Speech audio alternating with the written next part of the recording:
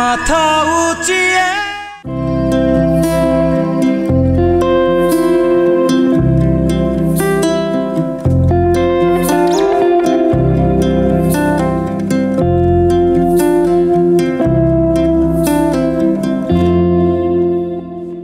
সুপ্রিয় দর্শক, কেমন আছেন আপনারা? আশা করি খুবই ভালো আছেন। আমন্ত্রণ জানাচ্ছি আপনাদেরকে এটিএন বাংলার কৃষি বিষয়ক অনুষ্ঠান মাটির সুবাসে। আর বরাবরের মতো আপনাদের সঙ্গে আছি আমি কৃষিবিদ সাব্বির সজীব। দর্শক, আপনারা জানেন মাটির সুবাসের প্রতি পর্বে হাজির হই কৃষির নানামুখী বিষয় নিয়ে। তারই ধারাবাহিকতায় আজ এসেছি ঢাকার আগারগাঁর পাশে 60 ফিটে এসেছি। সেখানে ফয়সাল নার্সারি নামে একটি নার্সারি রয়েছে, উদ্যোক্তার নামও ফয়সাল। তো তার গল্প শুনবো। বিশেষ করে আমরা জানতে পেরেছি তার কাছে বিভিন্ন ধরনের গাছের চারা রয়েছে যেগুলো একেবারেই আনকমন, দেশের বাইরে থেকে তিনি নিয়ে আসেন এবং সেগুলো কিন্তু আমাদের বাগানিরা কিনে থাকেন। তো চেষ্টা করব তার গল্প এবং এখানে যারা কিনে নিয়ে যান গাছগাছালি তাদের কিছু কথা শোনার চেষ্টা করব এবং এর সাথে সংশ্লিষ্ট যারা রয়েছেন সরকারি কর্মকর্তা তার কাছ থেকেও কিছু জানার চেষ্টা করব। চলুন তারা চলে যাই আজকের অনুষ্ঠানের মূল আয়োজনে।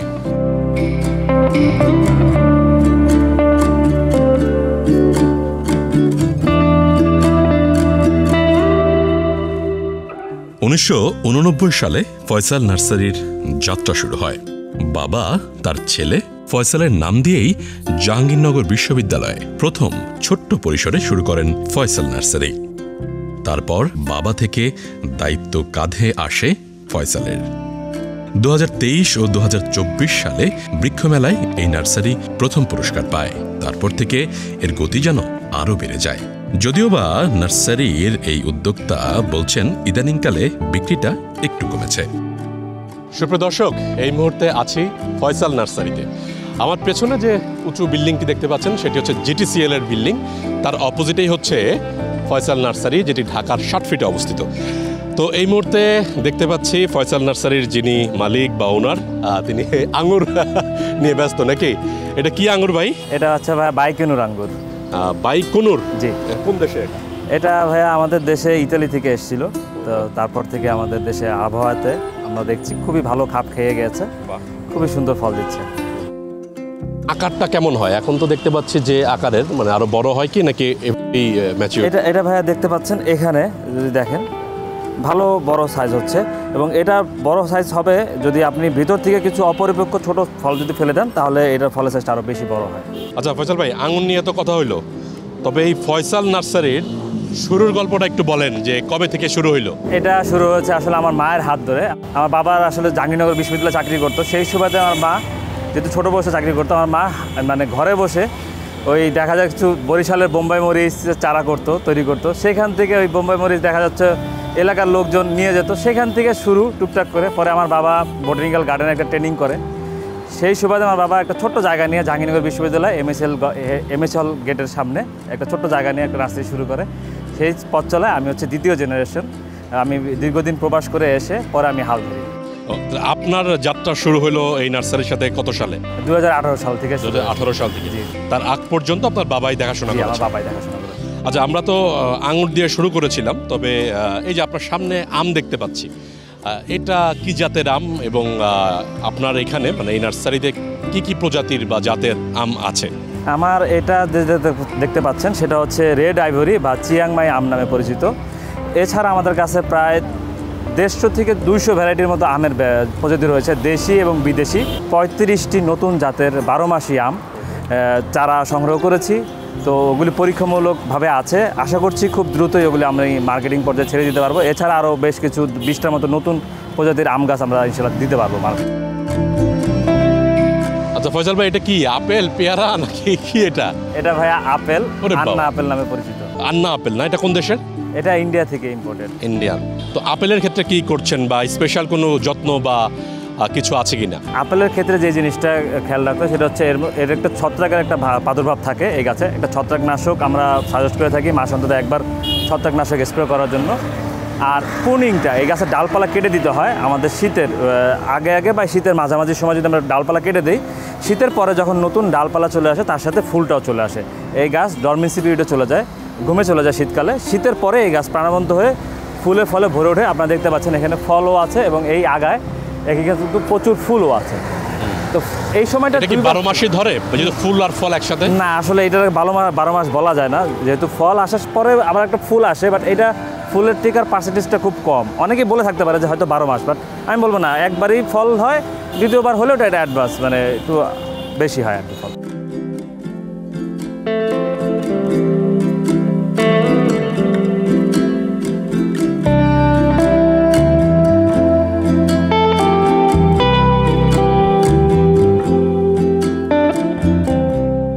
যে স্থানে বৈজ্ঞানিক পদ্ধতিতে ছোট চারা বা উদ্ভিদের কলম উৎপাদন করা হয় এবং রোপণের পূর্ব পর্যন্ত যত্ন সহকারে পরিচর্যা ও রক্ষণাবেক্ষণ করা হয় তাকে নার্সারি বলে। এখানে অতি যত্নের সাথে ফুল, ফল, শাকসবজি, মশলা সহ যে কোনো গাছের চারা ও কলম তৈরি করা হয়। আধুনিক কৃষিতে নার্সারির গুরুত্ব অপরিসীম। নার্সারি ছাড়া কৃষিকাজ একেবারেই অসম্পূর্ণই বলা চলে। এর প্রধান কাজ হলো চারা উৎপাদন ও চারার যত্ন নেয়া। মনে রাখতে হবে, উত্তম চারার কারণেই কিন্তু একটি আদর্শ প্রজেক্ট হতে পারে।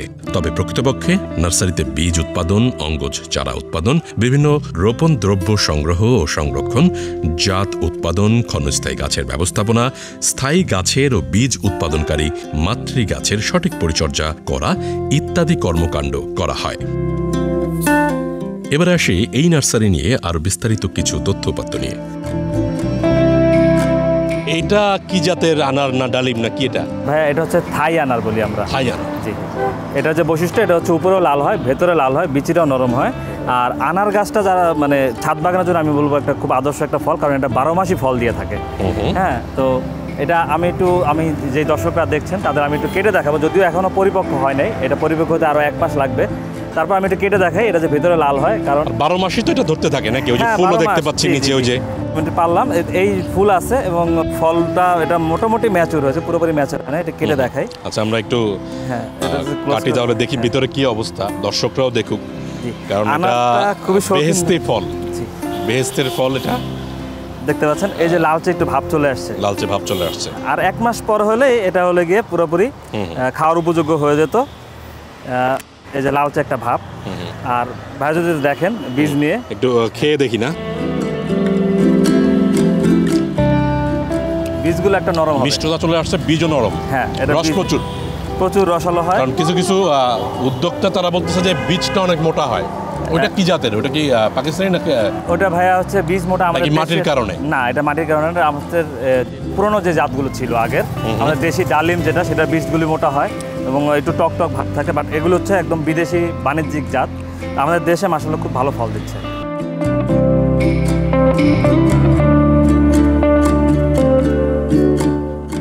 কৃষি, শিল্প ও বাণিজ্য সম্প্রসারণের জন্য বর্তমানে নার্সারির ভূমিকা অনস্বীকার্য। বাংলাদেশের বিভিন্ন প্রান্তে হচ্ছে ছোট বড় নানান আকারের নার্সারি। নার্সারি হলো এমন একটি প্রতিষ্ঠান যেখানে অনেক ধরনের চারা পাওয়া যায়। কৃষি সম্প্রসারণ অধিদপ্তরের আওতায় প্রথম নার্সারির যাত্রা শুরু হয় বাংলাদেশে। তারপর বেসরকারিভাবে বিভিন্ন নার্সারি কিন্তু বাংলাদেশে একের পর এক হতে থাকে, তৈরি হতে থাকে নানান উদ্যোক্তা।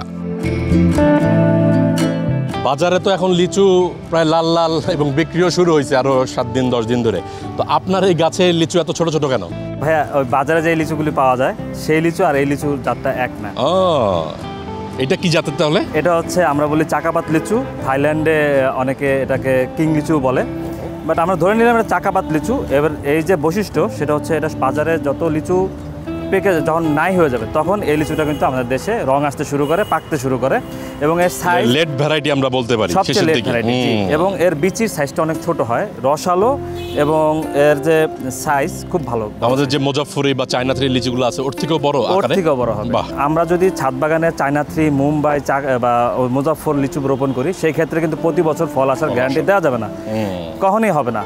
কিন্তু এই চাকাপাত লিচু আমরা 3 বছর ধরে আমাদের কাছে ট্রায়ালে আছে, আলহামদুলিল্লাহ প্রতি বছর আমরা ফল পাচ্ছি। এবং ছোট চারা আমরা যদি এটা থেকে গুটি কলম করে চারা করি সেক্ষেত্রেও এতে ফল চলে আসছে। বাহ, এটা হচ্ছে কাঁঠাল। এটা কি দেশি কাঁঠাল? না ভাইয়া, এটা হচ্ছে ভিয়েতনামি পিঙ্ক কাঁঠাল, যেটা 12 মাস ফল ধরছে আমাদের দেশে। এটা ওই যে আবার গামলেস নাকি? এটা তো গাম মানে আঠা একদম নাই বললে চলে, খুবই কম আঠা এবং ভিতরে হালকা আছে, হালকা। মানে গামলেস জাতটা না এটা, গামলেস একটা জাত বের হইছে। জি জি, গামলেসটা আলাদা। আর এটা হচ্ছে আপনার ভিয়েতনামি পিঙ্ক কাঁঠাল, এর মধ্যে আঠাটা খুব কম হয় এবং আপনার কোয়া অনেক বেশি হয়, রংটা খুবই আকর্ষণীয় অরেঞ্জ কালার। আর যখন এটা ম্যাচিউর হয়ে যায়, পাকার আগে থেকে এর থেকে প্রচুর স্মেল আসতে শুরু করে। বাহ, চমৎকার। আর এটা ছাদ বাগান উপযোগী, মাটিতে রোপণ করলে তো কথাই নেই, অনেক ফল ধরে।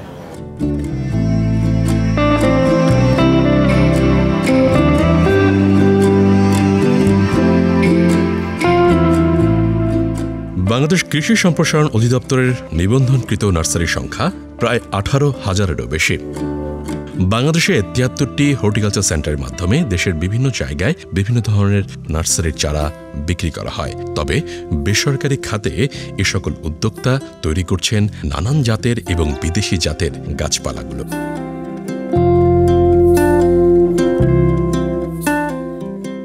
আচ্ছা ভাই, এটা কি গাছ? ছোট ফলও ধরে আছে, আবার গাছটা দেখেও আনকমন মনে হচ্ছে। এটা ভাইয়া পৃথিবীর ওয়ান অফ দ্য মানে এক্সপেন্সিভ প্ল্যান্ট। এটা হচ্ছে ব্লুবেরি এবং ফলটাও অনেক এক্সপেন্সিভ। এটা তো শীত প্রধান দেশের গাছ। জি, শীত প্রধান দেশের গাছ, কিন্তু এই গাছটি চায়না থেকে আসা এবং ওদের ওয়েদারের সাথে এবং আমাদের ওয়েদারের একটা মিল আছে, যে অঞ্চল থেকে এসছে। আমি যদি দেখাই, এই গাছে কিন্তু এই যে বড় ফল দেখতে পাচ্ছেন, ম্যাচিউর পেকে গেছে এবং এখানে ছোট ফল আছে এবং ফুল থেকে এখানে আবার নতুন ফল সেট হচ্ছে। আপনার এখানে আনা হয়েছে কতদিন আগে? এটা 3 মাস 3.5 মাস আগে এসছে। যারা জানে ব্লুবেরি সম্পর্কে, এটা অনেক অ্যান্টিঅক্সিডেন্ট সমৃদ্ধ একটি ফল। আমি একটু দেখাই, এটা একটা বাণিজ্যিক জাত, এর ভিতরে কোনো বীজ হয় না। পেছনে অনেক গাছ দেখতে পাচ্ছি, সবই হচ্ছে ইনডোর গাছ এবং ছায়ার মতো একটা শেড তৈরি করেছেন। আমরা জানি যে সবারই তো ছাদ নাই না, এখন অনেক উদ্যোক্তা বা উদ্যোক্তা ঠিক না, অনেক প্ল্যান্ট লাভার, তারা চায় যে আমার তো ছাদ নাই, আমার বারান্দাও রোদ আসে না, আমি কি করব? তো তাদের জন্য তো সমাধান এটা নাকি? তাদের জন্য এটা সমাধান। এবং অনেকের আছে উত্তরের বারান্দা এবং বাড়ির আশেপাশে অনেক বড় বড় বিল্ডিং হয়ে গেছে, রোদ পায় না, তারা কিন্তু আমাদের কাছ থেকে ইনডোর প্ল্যান্ট, কারণ একটু অক্সিজেন বাসার মধ্যে যদি একটু গাছ না থাকে, অনেকের এই অক্সিজেনের সাফোকেশন হয়, তারা একটা দুটো গাছ রাখতে পারেন। এখানে আমাদের কাছে একদম লোয়েস্ট কোয়ালিটি থেকে একদম হাই গ্রেডের সব ধরনের ইনডোর প্ল্যান্ট পাওয়া যায় এবং সাথে অর্কিডও পাওয়া যায়। আচ্ছা ফয়সাল ভাই, ওই পাশের পর হচ্ছে এই পাশ, তাই না? জি জি। এই পাশে কি কি গাছ আছে? এই পাশে আমাদের এখানে ফলের কালেকশনটা অনেক বেশি। আমরা বিভিন্ন ধরনের দেশি, হারিয়ে গেছে এরকম ফল, তার মধ্যে রয়েছে কাউ ফল, ডেউয়া ফল সহ। আমাদের কাছে ছাদ বাগান উপযোগী জাম গাছ, তারপরে রামবুটান, অ্যাভোকাডো, এইসব সব মোটামুটি সব। আচ্ছা, এই পাশে আম দেখছি কালো রঙের কিছুটা, তো এটা কি জাতের আম? এটা হচ্ছে ব্ল্যাক স্টোন আম। ব্ল্যাক স্টোন না? হ্যাঁ, এটা দেখার জন্য খুব সুন্দর, মানে যারা একটু আনকমন জিনিস রাখতে পছন্দ করে, যার কাছে 10টা আম আছে, তারা একটি গাছ এটা রোপণ করতে পারে।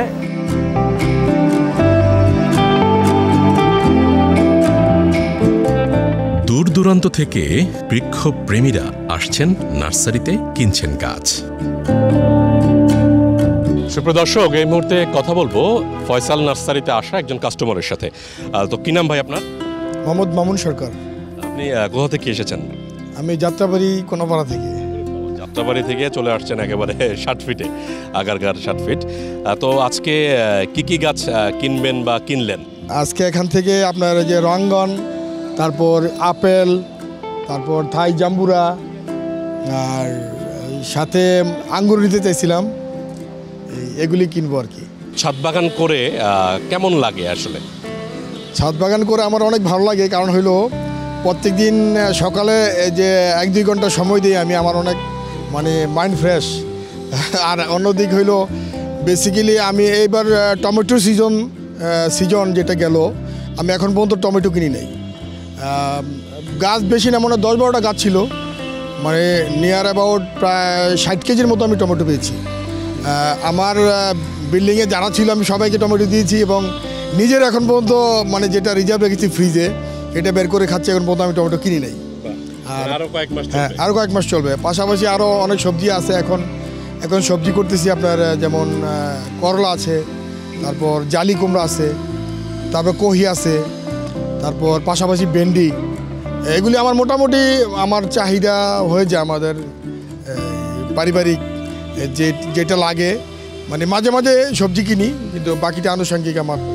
হ্যাঁ, ছাদ বাগান থেকে হয়েছে আমার।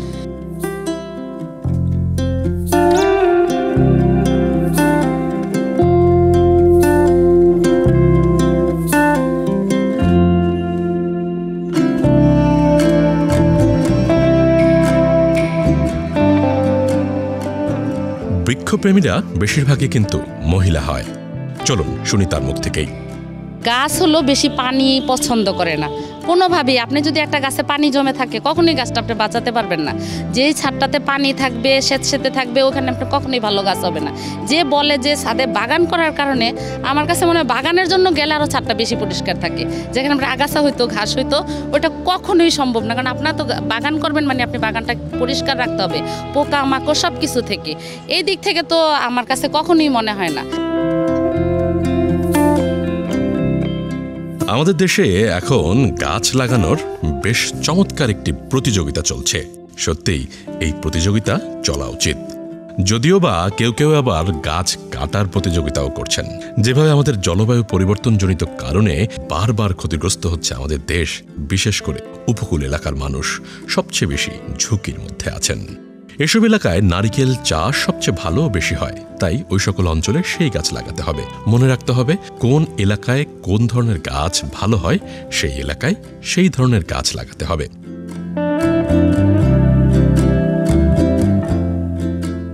আচ্ছা ফয়সাল ভাই, আজকে তো সারাদিন মোটামুটি আপনার স্বপ্নের নার্সারি ঘুরে ঘুরে দেখাইলেন, এবং আপনি একজন তরুণ বয়সের একজন উদ্যোক্তা বলতেই হয়। বর্তমান সময়ে কিন্তু অনেক তরুণ উদ্যোক্তা, আপনার সাথে গল্প হচ্ছিল, আপনি একটা সময় দেশের বাইরেও কাটিয়েছেন। তো দেশের বাইরের থেকে এসে নার্সারির এই জগতে আপনি সময় দিচ্ছেন। আচ্ছা, এই যে এত এত গাছ, ধরেন তো এটা 60 ফিটে নার্সারিটা, আশেপাশে মানুষ কিনে নিয়ে যাচ্ছে, কিন্তু দূর দূরান্তের মানুষ অর্থাৎ বাংলাদেশের বিভিন্ন প্রান্ত থেকে তো আমাদের এই অনুষ্ঠান দেখবেন, আবার দেশের বাইরের থেকেও তো দেখেন। তো তাদের জন্য আপনি কিভাবে গাছটা ডেলিভারি দেন? আমরা ভাইয়া এই ঢাকার ভিতরে তো আমরা ক্যাশ অন ডেলিভারিতে একদম গাছ বাসায় পৌঁছে দিই। একদম মানে বাসায় পৌঁছে দেবে, আমাদের নিজস্ব ডেলিভারি ম্যান আছে। ঢাকার বাইরে আমরা কুরিয়ার সার্ভিসের মাধ্যমে একদম হোম ডেলিভারিতেও দিই, অথবা কেউ চাইলে জেলা সদর ব্রাঞ্চ থেকেও কালেকশন করে নিই। বাহ, তাহলে তো মানে দুশ্চিন্তার কোনো কারণ নেই। না, কোনো কারণ কেউ পছন্দ করলো যে এই জাতের পেয়ারা নাই, কারণ অনেকেই কিন্তু ছাদ বাগানে আমাদের গৃহিণীরা করছেন, এবং তাদের কালেকশনে এত সুন্দর সুন্দর গাছ যা দেখে আসলে অনেকেরই লোভ হয়, তাই না? আচ্ছা, ভবিষ্যৎ পরিকল্পনা কি? সামনের দিকে আমরা এই ফয়সাল নার্সারিকে কেমন দেখতে পাবো? আশা করছি আমরা একটু বড় স্পেসের দিকে যাচ্ছি, একটা জায়গায় যাতে আমরা সব কিছু রাখতে পারি। এখন আমাদের নার্সারি বিভিন্ন জায়গায় ছড়িয়ে ছিটিয়ে আছে, অল্প অল্প অল্প অল্প করে। তো আমার ভবিষ্যৎ পরিকল্পনা একটা বড় জায়গা যদি আমরা পাই, সেখানে আমরা সব কিছু একসাথে করব। এবং ওয়েবসাইটটা আমাদের ডেভেলপ করছি, অলমোস্ট আমাদের 30% ওয়েবসাইট হয়ে গেছে। মানুষের আমাদের ফোন দিয়ে বা হোয়াটসঅ্যাপে মেসেজ দিয়ে অথবা আমাদের যে ফেসবুক পেজে, সেখানে মেসেজ দিয়ে আর কোনো কিছু অর্ডার করতে হবে না। জাস্ট এক ক্লিকে গাছ অর্ডার করে দেবে, আমাদের গাছগুলো তাদের দূর করে পৌঁছে যাবে।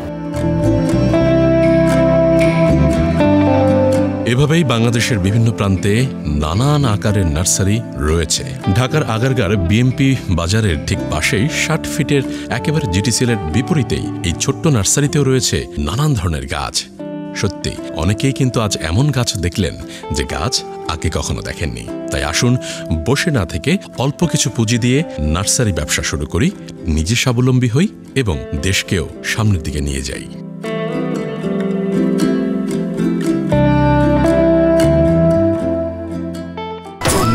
মাথা উঁচিয়ে। সুপ্রিয় দর্শক, আজ আমরা মাটির সুবাস অনুষ্ঠানের একেবারে শেষ প্রান্তে চলে এসেছি। আজকের পর্বে আপনাদেরকে নিয়ে এসেছিলাম ঢাকার 60 ফিটে ফয়সাল নার্সারির ফয়সালের গল্প শোনাতে, যিনি মূলত একজন নার্সারি উদ্যোক্তা। তার মুখ থেকেই কিন্তু শুনতে পারলেন তার মায়ের অনুপ্রেরণা এবং তারপরে তার বাবার হাত ধরে শুরু এই নার্সারির যাত্রা, এবং শেষ পর্যন্ত তিনি বিদেশ থেকে ফেরত এসে নিজেই হাল ধরেছেন। তো আজকের মতো বিদায় নিচ্ছি, দেখা হবে আগামী পর্বে আবারও নতুন কোনো বিষয় নিয়ে। ততক্ষণ পর্যন্ত ভালো থাকুন, সুস্থ থাকুন, এটিএন বাংলার সাথেই থাকুন। সবার বড় যোদ্ধা তোরা, সবার বড় যোদ্ধা তোরা, নেরে সবার শ্রদ্ধা তোরা, নে মাথা উঁচিয়ে।